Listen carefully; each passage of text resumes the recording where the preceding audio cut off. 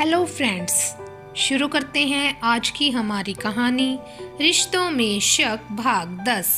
अभी तक हमने पढ़ा कि संजना साहिल को नैतिक की नाराजगी का कारण बताती है और एक दोस्त होने के नाते से साहिल संजना को कहता है कि वो नैतिक को समझाएगा और देखना सब ठीक हो जाएगा।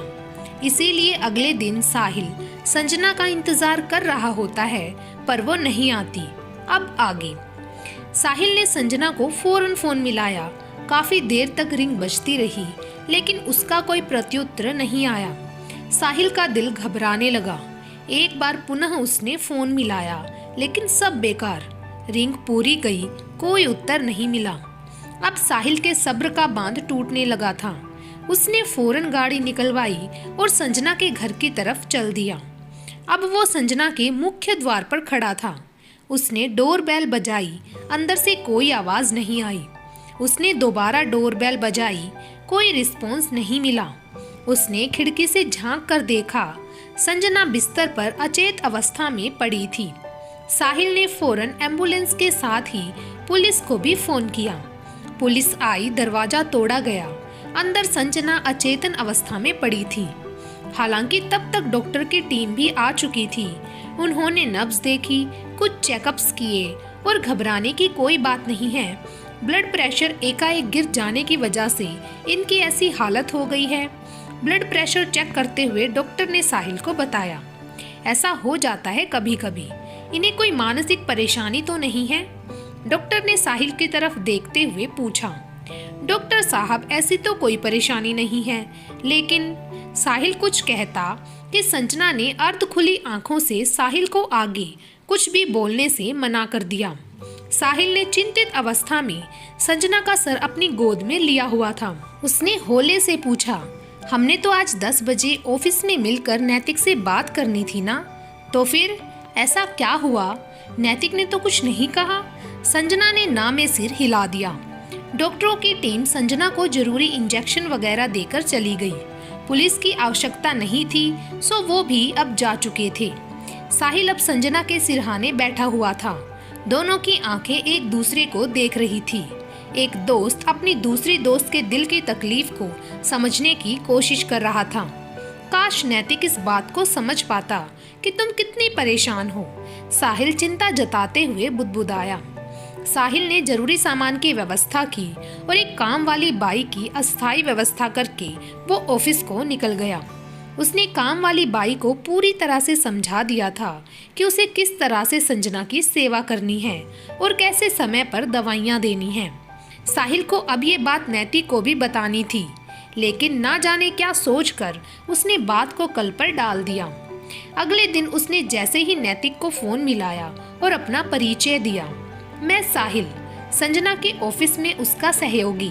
इतना सुनते ही नैतिक ने अप्रत्याशित तरीके से साहिल के ऊपर वाक युद्ध छेड़ दिया। वो बगैर साहिल की बात सुने उस पर बरसने लगा। उसे ना जाने क्या क्या भला बुरा कहने लगा। नैतिक का ये व्यवहार साहिल की समझ से बाहर था। आखिर ऐसी क्या बात हो गई कि नैतिक उसके साथ इस तरह से पेश आ रहा था? अब साहिल भी परेशान था। तभी उसके व्हाट्सएप पर मैसेज आया। उसने व्हाट्सएप ऑन करके देखा। ये उसी पेपर मैगजीन का पृष्ठ था जिसमें संजना की फोटो कभी छपी थी, जिसमें संजना के साथ ही साहिल का भी जिक्र था, संजना के एक सहयोगी मित्र के रूप में। दोनों की दिन रात की सम्मिलित मेहनत से एक एक कंस्ट्रक्शन ने जो मुकाम हासिल किया था, उन सभी बातों का जिक्र था उसमें। यानी नैतिक खास तौर से साहिल से भी चिढ़ा बैठा था और आज उसकी आवाज सुनते ही वो आग बबूला हो उठा था।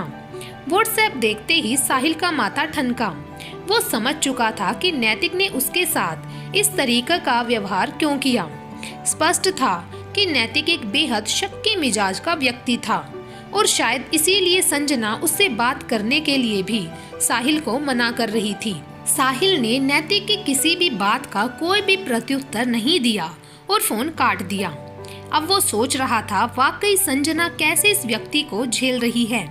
पहले उसे घर से निकलने से मना किया सिर्फ इसीलिए कि उसके दिमाग में शक का कीड़ा था, और जब उसने उसकी मर्जी के खिलाफ अपना कदम बाहर बढ़ा दिया तो ये शक का कीड़ा किशोर अवस्था में पहुंच गया।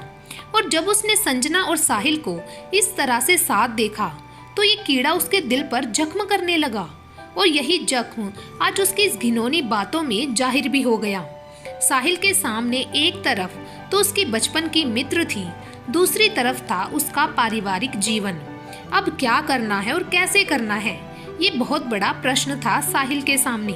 वो कुछ ऐसा करना चाहता था जिससे संजना का व्यवहारिक जीवन भी बच जाए और उसका करियर भी। उसके दिल और दिमाग में द्वंद्व चल ही रहा था कि तभी उसके दिमाग ने कुछ अलग सा ही सोच लिया। क्यों ना एक एक कंस्ट्रक्शन को हथियार बनाया जाए। हाँ, ये ही सही रहेगा। अब उसकी रणनीति तैयार होने लगी।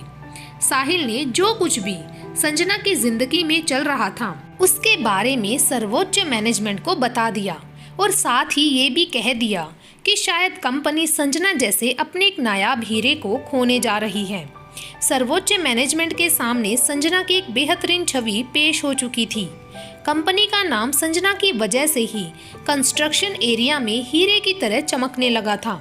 अब वो नहीं चाहती थी कि किसी भी हालत में संजना जैसा नायाब हीरा उसकी कंपनी से बाहर जाए, क्योंकि वो जानती थी कि यदि संजना बाहर गई और उसने किसी और कंपनी को ज्वाइन कर लिया तो एक एक कंस्ट्रक्शन की छवि धूमिल हो सकती है। उसका कमाया हुआ नाम धीरे धीरे नीचे भी आ सकता है। साहिल ने अपनी बात समझा दी, साथ ही एक अच्छी बात और साझा कर दी। जब तक किसी औरत का मनोबल ऊंचा रहता है तब तक वो काम कर सकती है। यदि उसका आत्मबल टूट गया तो फिर ना वो स्वयं के लिए और ना ही किसी और के लिए काम के लायक रहती है। इसीलिए कंपनी की सर्वोच्च प्राथमिकता उसका मनोबल बचाना है। कैसे भी हो, हमें संजना और नैतिक के रिश्तों के बीच एक मजबूत माध्यम बनाना ही पड़ेगा। ओके, देखते हैं हम क्या कर सकते हैं। जो कंपनी के फॉर्मेट के हिसाब से उचित होगा वो किया जाएगा। फोन कट चुका था। अगले ही दिन एक कंस्ट्रक्शन के सर्वोच्च मैनेजमेंट ने नैतिक के सर्वोच्च मैनेजमेंट को फोन से कांटेक्ट किया और अपनी बात रखी। ये बात इस तरह से थी कि नैतिक की नौकरी पर भी आंच न आए और नैतिक व संजना के बीच रिश्तों की गर्माहट भी बनी रहे। इसमें नैतिक की कंपनी किस तरह से मदद कर सकती थी ये उसे सोचना था। एक कंस्ट्रक्शन दोनों के रिश्तों के बीच एक स्वस्थ माध्यम बनाने की कोशिश मात्र कर रही थी, जिसमें बचपन के एक दोस्त साहिल का बहुत बड़ा हाथ था। दोनों बड़ी कंपनियों के सर्वोच्च मैनेजमेंट ने एक दूसरे को आश्वासन दिया।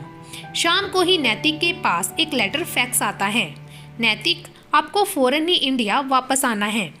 नैतिक सोचने लगा, अभी तो इंडिया वापसी में कम से कम 1 से 1.5 महीने का वक्त है और काम भी अभी पूरा नहीं हुआ है, तो यकायक से इंडिया भेजने का क्या मकसद हो सकता है।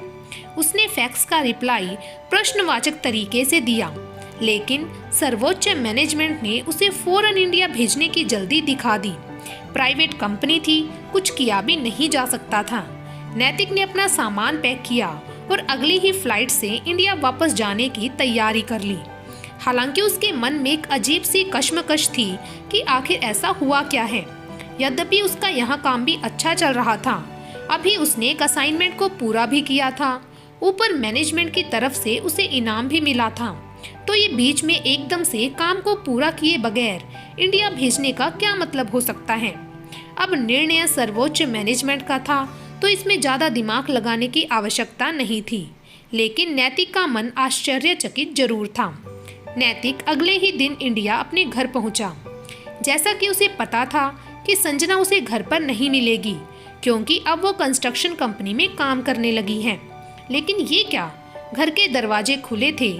संजना को तो मेरे आने के बारे में कुछ पता ही नहीं, तो फिर ये आज ऑफिस क्यों नहीं गई। उसने दरवाजा खटखटाया। एक काम वाली बाई ने दरवाजा खोला।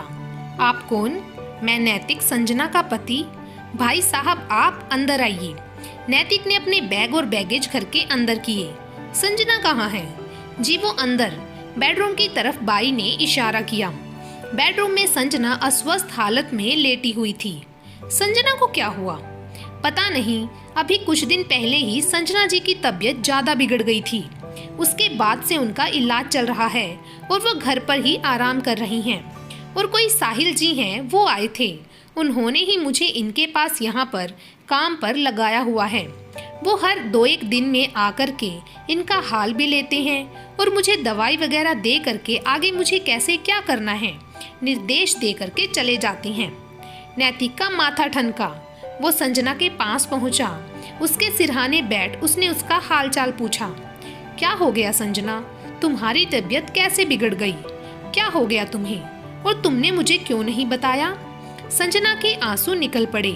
आप कैसे कह सकते हैं कि मैंने आपको नहीं बताना चाहा, लेकिन जब फोन करना तो दूर आपने मेरा फोन तक उठाना बंद कर दिया, तो मैं आपको कैसे बताती कि मेरी तबीयत खराब है, मैं किस मानसिकता में जी रही हूँ।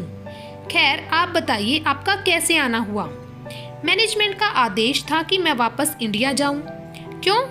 मुझे पता नहीं, लेकिन मुझे इंडिया वापसी के लिए बोल दिया गया, सो मैं आ गया।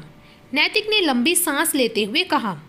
चलिए अच्छी बात है, अब आप आ गए हैं, शायद मैं जल्द ही ठीक हो जाऊंगी। मैं भी चाहता हूँ कि तुम हर तरह से ठीक हो जाओ। नैतिक ने एक अजीब सी बात कह दी जो संजना को नश्तर सी चुभ गई। रात करीब 10 बजे नैतिक के पास फोन आता है। आखिर आपको आना ही पड़ा इंडिया, बीच मझधार में ही आपको वापस भेज दिया गया। जानते हैं इसके पीछे कौन है? फोन पर आवाज कुछ जानी पहचानी सी थी। लेकिन तुम कौन? अरे सर काम से मतलब रखिए, नाम में क्या रखा है? आप जानना चाहते हैं आपकी वापसी के पीछे कौन है? कौन? साहिल। आज की कहानी को यहीं पर समाप्त करते हैं। आगे की कहानी कौन सा मोड़ लेती है ये हम जानेंगे भाग नंबर 11 में। तब तक बने रहे मेरे चैनल ढेर सारी कहानियां के साथ। Thank you.